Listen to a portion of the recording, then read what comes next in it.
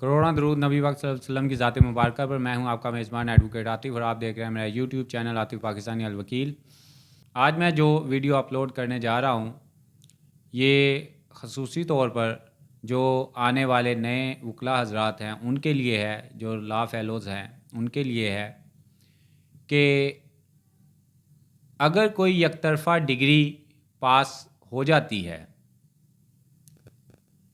और वो judgement debtor को पता चलती है, यानी कि जिसके ख़िलाफ़ वो डिग्री पास होती है उसको पता चलता है, अक्सर औक़ात हमारे फेलोज़ जो हैं वो इसमें कुछ गलती कर जाते हैं कि वो एप्लीकेशन 9/13 की जो है सिविल में ऑर्डर 9 रूल 13 की जो एप्लीकेशन है वो दायर कर देते हैं, जबकि इसमें जो एप्लीकेशन है वो 12/2 की उसको प्रेफर करना चाहिए।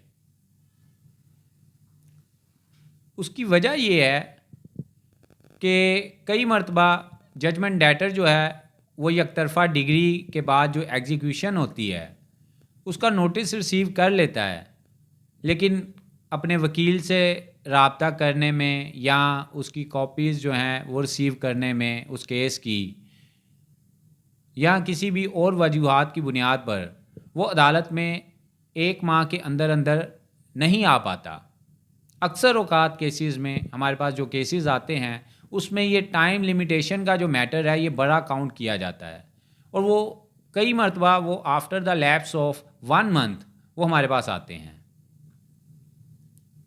तो वहाँ पे जब वो after the lapse of 1 month या विद इन 1 मंथ भी आए तो मैं बताना ये चाह रहा हूँ कि वहाँ पे जब वो वकला हज़रात के पास आते हैं तो वकला हज़रात को 9/13 की एप्लीकेशन के बजाय 12/2 की एप्लीकेशन को प्रेफर करना चाहिए। 12/2 की एप्लीकेशन की लिमिटेशन 3 साल है, जबकि 9/13 की एप्लीकेशन की लिमिटेशन वो 1 माह है। 12/2 की एप्लीकेशन के अंदर स्कोप जो है वो भी ज़्यादा होता दोनों में फ्रॉम डेट ऑफ नॉलेज से है।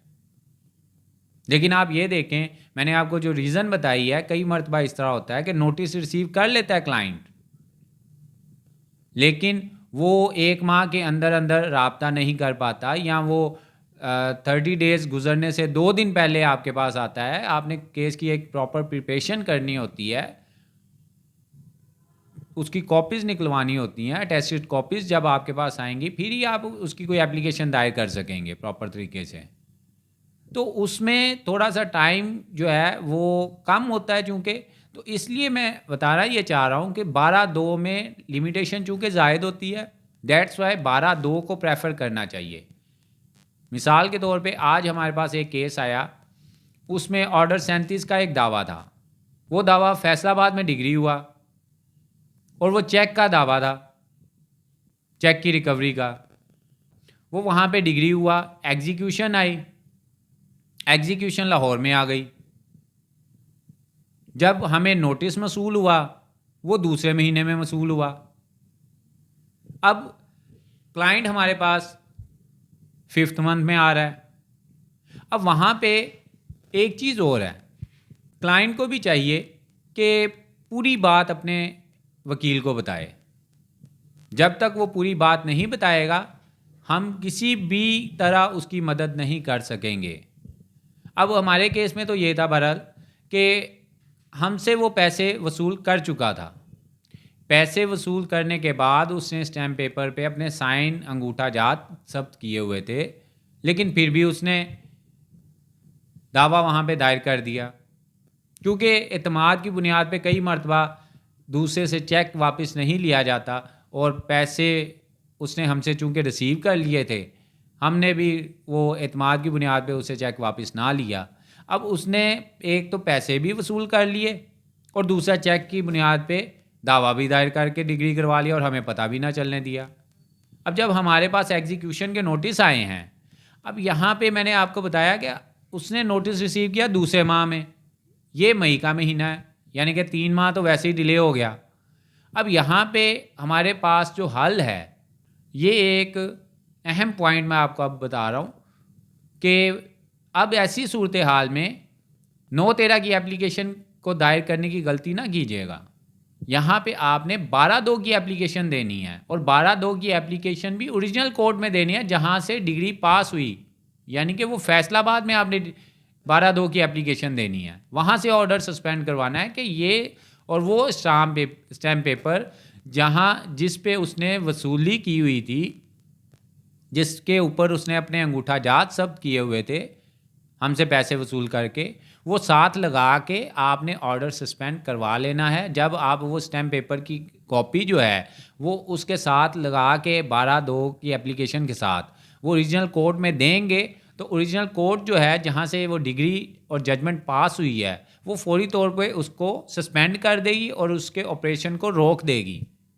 आपको यहाँ पे एग्जीक्यूशन के अंदर फिर सिर्फ उस ऑर्डर की मुसद्दका कॉपी देनी है बस। फिर यहाँ पे आपको एग्जीक्यूशन के अंदर कोई ऑब्जेक्शन पिटीशन दायर करने की ज़रूरत नहीं, कोई एप्लीकेशन दायर करने की ज़रूरत नहीं। और आप ये देखें कि आपका जो टाइम पीरियड था वो लैप्स जो हुआ, जो आफ्टर रिसीविंग ऑफ नोटिस जो है फ्रॉम डेट ऑफ नॉलेज जो है, वो आपने अगर 9/13 दायर कर देते तो वो लिमिटेशन की बुनियाद पे फौरी तौर पे खारिज हो जानी है। आपने ऐसी सूरत हाल में, और ये फ्रॉड जो है वो तो on the face of the record हुआ ना, कि उसने स्टैम्प पेपर के ज़रिए पैसे वसूल किए हुए थे, लेकिन उसने अदालत को नहीं बताया। उसने कंसीलमेंट ऑफ फैक्ट की, मिस रिप्रेजेंटेशन की, फ्रॉड किया अदालत के साथ। तो इसी बुनियाद के ऊपर आपकी 12/2 की एप्लीकेशन एक्सेप्ट हो जाएगी और वो सस्पेंड हो जाएगा ऑर्डर या जजमेंट एंड डिक्री, और आपकी वो टाइम लिमिटेशन का जो टाइम लिमिटेशन का एक फ्लॉ है वो भी पूरा हो जाएगा। लिहाजा आपको ऐसी सूरत हाल के अंदर 12/2 की एप्लीकेशन को प्रेफर करना चाहिए। क्रक्स ऑफ द वीडियो ये है नए आने वाले एसोसिएट्स के लिए, और सबसे बढ़ के क्योंकि मेरा मकसद होता है इन वीडियोस को अपलोड करने का आम शहरी की अवेयरनेस के लिए। आम शहरी को भी पता होना चाहिए कुछ बुनियादी बातों का। उनके लिए भी ये वीडियो है कि जब उनके ख़िलाफ़ कोई एकतरफ़ा डिग्री हो जाए तो 12/2 की एप्लीकेशन ये CPC के तहत होती है, सिविल प्रोसीजर कोड के तहत होती है। तो वो अपने वकील हजरात, अपने आप जिस वकील को हायर करें वहाँ पे उससे डिस्कस कर लें। नो डाउट कि वकील जो है वो ज़्यादा आपसे नॉलेज रखता है, लेकिन डिस्कशन से कोई ना कोई बात आप भी कर सकते हैं ऐसी जो कि उस टाइम वकील हजरात के ज़हन में ना हो। लिहाजा ये दोनों बातों में जो मैंने आपको बताई कि 9/13 के अलावा 12/2 को प्रेफर करना चाहिए, और हमारे नए एसोसिएट्स को उनके साथ उस एप्लीकेशन के साथ भी जजमेंट्स जो है वो प्रेसिडेंट्स ऑफ कोर्ट्स जो है वो भी साथ अनेक्स करने चाहिए उस एप्लीकेशन के, ताकि कोर्ट को समझने में आसानी हो और वो एक एप्रोप्रिएट ऑर्डर जो है वो पास कर सके।